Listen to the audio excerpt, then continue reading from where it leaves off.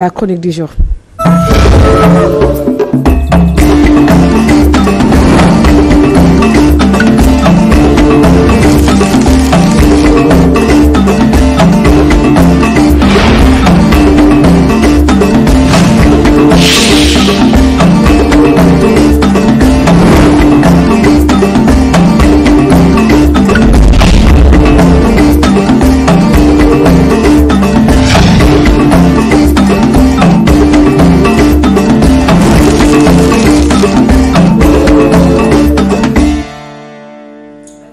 Doyen tey moom je pense que actualité bi daanaka dafa wane boppam c'est presque à la une de tous les journaux. bokk na ci rejet wu dissolution bu loi bi bëggoon ñu dissoudre li nga xam ne moom moo di HCCT ak conseil économique social et environnemental li ñu doon njortu am na te woo je pense que c'est pas une surprise selon vous ndax commission des lois joxe woon na d'abord couleur yi ci ne bëgguñu ñu daal di tas li nga xam ne moo di ñaari institution yooyu. li fi xew. démb maanaam dissolution bi président Diomaye bëggoon HCCT ak mujjul am lan moo waral loolu mooy waa Benno Bokk Yaakaar seenu député dañoo dajaloo ba juróom-ñetti fukki député ak ñett maanaam 83.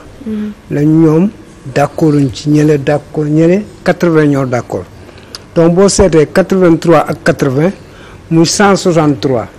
donc ñaari député rek la seen kii tenir en compte mais loolu mënu ci am effet parce que pour mu am effet léegi dañu ne l'ensemble des députés qui ont voté maanaam 163 députés la les 3/5.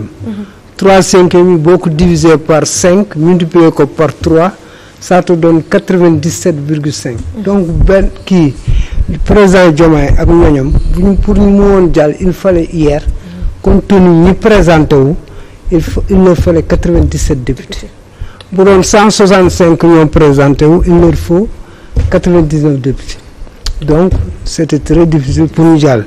te amuñu ci woon yaakaar ñu bari man sama classe gi man amuñu ci woon yaakaar parce que je l'ai même eu à l'écrire quoi donc ça veut dire que léegi nag quelle est la pertinence à proposer faire un projet de loi tout en étant sûr que tu as peu de chances de la faire passer. de faire c'est ça la question. Oui. Parce que boo rappelé woo ñoom Pierre bi ñu koy interroger. Pierre était là-bas. mooy bi mu woowee presse bi ñu jël ci ñenn bi ñu ko laajee dañ ne ko kañ ngay def suppression 16 ak kii mu ne j'attends d'avoir la majorité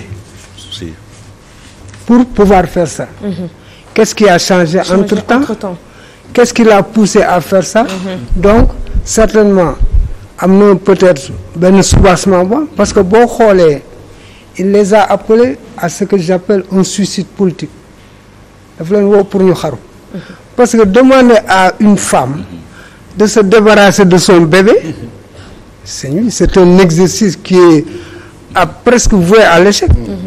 beneen mbir mi aussi mooy waa Benno beneen dilemme seen dilemme bi mooy ils sont entre le marteau de leurs camarades qui sont conseillers dans ces institutions et l'enclume du peuple qui veut l'opinion publique moom li ci ëpp jàpp na ne 16 ak HCCT amuñu njariñ donc lu ñuy supprimer donc léegi nag ñoom choisir entre ce qu'on pourrait appeler la trahison de leurs camarades ak la vindicte du peuple ñoom ils ont finalement choisi de faire plaisir à leurs camarades de parti de se solidariser à eux. Et puis moi je crois que c'est cohérent. Pourquoi c'est cohérent? Parce que la HCCT Axel, ce sont des créations du président Macky Sall. Tu ne peux pas renier ce que tu as créé. Donc ce serait un reniement. Et il fallait aussi léegi nag le risque c'est quoi? Mooy le peuple dinañ jàppale ñu ci ëpp ci ñoom ñii bëgguñu ñu. Pourquoi bëgguñu ñu? Parce que ñun li ñu bëgg ñi nekkuñu ci. te le peuple qui a donné 54% à Diomaye est dans la direction de que ñu consolider leen pour ñu régler leur problème et arriver à des réformes léegi nag finalement li mu am te li am aussi c'est compréhensible man ça me rappelle la chèvre de monsieur Séguin am naa ñoom Pierre yoon jànguñu ko ñoom Pierre ñoo ko war a jàng quoi l'histoire de la chèvre de monsieur Séguin sa chèvre tout en sachant qu'il allait être dévoré s'est battu toute la nuit pour ne pas être dévoré loolu moo xew fii quoi ils jouent leur barreau d'honneur mais tout en sachant que le 12 septembre ils seront dévorés ñoom xam ne loolu mais léegi nag nit ki aussi du nangu ils veulent tomber les armes à la main ils veulent tomber et c'est honorant quand même ils veulent tomber les armes à la main léegi loolu moo waral lii mais ce qui est sûr mooy le processus est irréversible Diomaye dans quelques jours va dissoudre l'Assemblée nationale et on aura une autre assemblée en attendant nag ñoom ils maintiennent en vie le HCT et le 16. Pendant ce temps président Diomaye mi jaxase coalition Benno Bokk Yaakaar ak askan bi waaye ci jamono jooju la Macky Sall tas moom coalition Benno Bokk Yaakaar. waaw n'est-ce pas prémédité peut-être. waaw bon coïncidence ou quelle coïncidence la wala volonté affichée de leur dire que man gëmatuma leen parce que en réalité ay nit yoo xam ne ils se battent ñoom ñëpp li ñu doon def lépp c'était pour montrer au président Macky Sall que nous sommes là que Benno existe et que nous sommes prêts pour le combat loolu lañ ko doon woon dem léegi nag mu ñëw au même moment indi beneen affaire wane ne il y aura une nouvelle démarche il a enterré en réalité Benno par boo gisee ni ay nouvelle approche et cetera lakk yu neex bind yu neex yooyu yëpp am ci mais la finalité daal mooy wane na ne moom Benno a obéi à un processus naissance évolution et disparition. N'est-ce pas leur dire que mission accomplie. waaw bon parce que xam nga foofu lépp lu mu dugal comme projet dañ koy voter comme lettre à la poste. li mu bëggoon aussi ñu rejeté ko même bu ñu ko gisul bu ñu ubbee xolu Macky Sall bëgg na. la fi bàyyi ay vision moom da ciy kontaan parce que suñ defoon leneen aussi day graw donc lii da koy bégloo mais terewul aussi wan na leen benn signal ne léegi daal les choses ne seront plus comme avant parce que boo xoolee aussi Benno commencé na tas. boo gisee waa APR le bateau APR prend eau de toutes parts. boo gisee aussi il y a des fissures le Front social républicain ak Amadou Ba de son côté donc c'est difficile à kii léegi nag moom il essaie de reformater un Benno ñuul. boo xam ne bi ça pouvoir peut-être aller ses ambitions seen ñeneen nag ñu mu ko confier. ñoo xam ne parce que on ne peut pas être à cheval entre le Maroc et la France travailler pour Macron et gérer un parti il faut mu wut koo xam ne moom la koy il va gérer le parti par procuration à la manière de Karim Wade. Justement loolu laa bëggoon wax parce que limb bu ñu liiree lettre bi on sous-entend que le président Macky Sall quand même dem na liggéeyal France mais ba tey xel mi mu ngi clignoter Sénégal ba tey parce qu'il a envie quand même de faire régénérer son parti qui est APR. waaw picc nga ci kaw xel maa nga ci suuf loolu la rek quoi parce que ñoom tamit ils ne peuvent pas mourir de leur belle mort. Et la caractéristique de la politique contrairement à la vie humaine. On meurt une seule fois dans la vie courante. Mais en politique on peut mourir et renaître. léegi nag ci loolu la ñu nekk ci processus de renaissance boobu. léegi nag ça dépend aussi de la réaction du régime en place et des préoccupations que le régime aura réglées pour son peuple loolu moo koy sinon.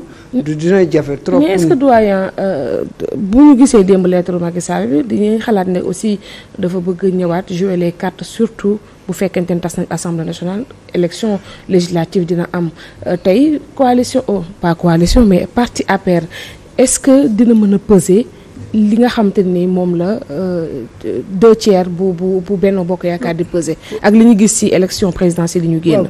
parti Benno boobu parti ak lu mu mënti def. il y aura une fissure énorme. tout à fait te blessure bi dafa profonde ba nga xam ne pour ñu cicatriser ko ça va prendre un peu de temps. te yàlla dogal na aussi li doon force am mooy il avait des décrets. il avait ce pouvoir de nommer à des postes civils et militaires loolu yëpp amatu ko. te amatul tamit alal ju mu leen di mën a jox comme ni mu leen ko daan joxe. moo la ko wax alal. non du ko nangu. doyen. xaalis boobu da koy économiser. non du ko nangu gisoo Wade bi mu bàyyi. large yenn large boo yoree nguur bokkul ak ni ngay généré. non large nguur parce que c'est de l'argent facile. li ma bëgg a wax mooy. da nga mag yor na de. il faut que sax doole policiers ñu wàññi ko. waay dëkk bi man il faut ñu dàq leen ñoom ñëpp. policiers yi nga xam ne wax rek lañ fi nekk. ñu dàq leen sëñ bi politique dafa bokk ci àdduna. non mais nag politique daf ñoo tardeel. waaw d'accord bu politique au véritable sens du terme. cela ne veut rien dire d'autre que service à cité. mais ñii nag ñoom di sànni si sur le dos. ma àggale tuuti léegi Pierre. largesse yi nga mën a def. sa générosité la générosité de Macky Sall avant le pouvoir ak sa générosité pendant le pouvoir la générosité de Wade avant le pouvoir du benn mënta nekk parce que tu as à ta disposition des fonds énormes loo ci mën def di nga ko ci def ak yeneen donc ça veut dire que généreux léegi nag ñi nga xam ne ñoo loolu leen fa bàyyi woon dañ doon tëdd muy dox ah di nelaw muy dox ñooñu dañuy daw. léegi la motion de censure nag. waaw motion de déposé démb. motion de censure côté politique naka lañ ko mën a apprécier analyser. waaw pour man c'est une réponse à la déclaration de politique générale bi nga xam ne Ousmane Sonko defagu ko. ils vont obliger Ousmane Sonko à venir à l'Assemblée. léegi nag à rappeler que promulgué nañu kii. léegi nag nouveau règlement intérieur. yàgg nañ ko toog pour def déclaration de politique générale. Oui. Toutes les conditions sont réunies pour qu'il le fasse. léegi nag ñoom ils veulent utiliser un moyen parce que li leen dese bariwul ñoom xam nañ loolu. ils vont convoquer une session extraordinaire léegi jéem a déposer une motion de ça à partir d'aujourd'hui pour que. ñu woo Ousmane Sonko te motion bi a des chances mu jàll. parce que ils ont dem li leen dawal 83 députés la c'est suffisant.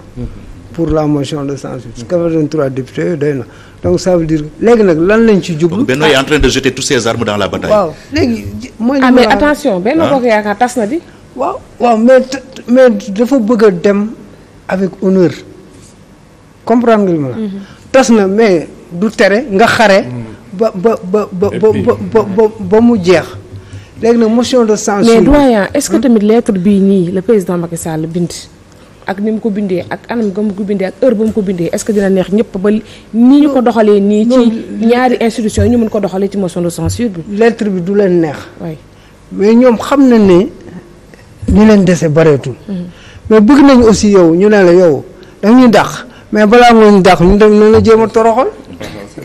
logique boobu la c'est une logique politique yow da nga may dàq balaa nga ma dàq naa la jéem a toroxal léegi en votant la motion de censure bon léegi nag motion de censure boo interroger histoire politique du Sénégal benn rek moo ci mës a jàll c'était en 1962 17 décembre avec Mamadou Dia te à l'époque il y avait un parti unique Mamadou Dia était le président du conseil 1998 Djibo Ka def na ko kon le régime de qui 2000 contre le gouvernement de Mamadou Lamine. On l'a fait aussi en 2000 contre qui nu mu tuddati Moussa Tine def na ko 2001 contre Mame Madior Boye. Ensuite en 2012 on l'a fait contre Abdou Mbaye. ci affaire Hissène Habré. Hissène Habré waaw après ñu ñëwaat on l'a fait en 2022 avec Amadou Ba. Ensuite on est revenu encore cette fois-ci. mais ce qui est sûr daal mooy. est-ce que ça se vers une crise institutionnelle. waaw léegi nag problème fan la nekk buñ ko kiiwee le président bu ñu defee motion de censure le président de la République peut reconduire encore Ousmane Sonko comme premier ministre. mais léegi nag on va entrer dans un cycle boo xam ne. mais xam naa bon mais je ne crois pas que ak temps bi des bi dina jafe pour. nga def fi motion de censure même bu jàllee ñu reconduire ko nga kii ko dina xaw a compliqué. daal il faut ñu wàññi doole politiciens yi. en tout cas doole politiciens il faut ñu wàññi ko. on fait tout la guerre daal va continuer et on laisse de côté l'essentiel. waaw les Sénégalais sont fatigués. waaw mënuñu toog nag jël suñu dëkk bi yëpp nag jox ko ci politiciens yi. yoo xam ne amul benn njëriñ mais on espère ça du nouveau régime parce que ñoom rupture la ñu woote. mais nag gis nañ barke Demba Ndiaye le premier ministre ne rationalisation des dépenses. maanaam kon privilège yi ñu doon jox directeurs généraux yeeg ministres yeeg ñu yaakaar dañoo nekk ci donkaas yi dañu koy wàññi. donc on suppose que ñun ñëpp dañuy nekk comme ñun seule différence moom mooy dañ leen a dénk suñu alal ngir ñu liggéey ñu. après nag ils ont l'obligation de rendre compte après à la fin. parce que bu ñu jógee ci période 2021-2024. on pensait qu'on allait avoir un peu de répit. mais là lii xëy nii mooy dafay en tout cas les prémices ne sont pas rassurants. parce que bu mu neex mu naqari ñoom ñëpp ils sont dans le jeu politique ah. tout à fait dans le jeu les députés yi démb rek seen prise de parole ñu si bëri ñu ngi doon commencé campagne législative.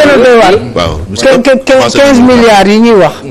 ku nekk ngi ràcc jëmale sa bopp. mais même Sénégalais sax ñu ngi campagne yeneen yaayam yi campagne bi léegi indirectement le secteur privé bi dañoo war a def. député yi doon wax assemblée yëpp dañu doon campagne yaa ngi def clin d'œil sa localité. ku nekk yaa ngi wax 15 milliards yi. c'est ça lan laa ci mën a am pour sama dëkk mais 15 milliards yi ñuy économiser du pour loolu. et puis député yi fi nekk sax kañ la seen gox soxal la politique elle est globale.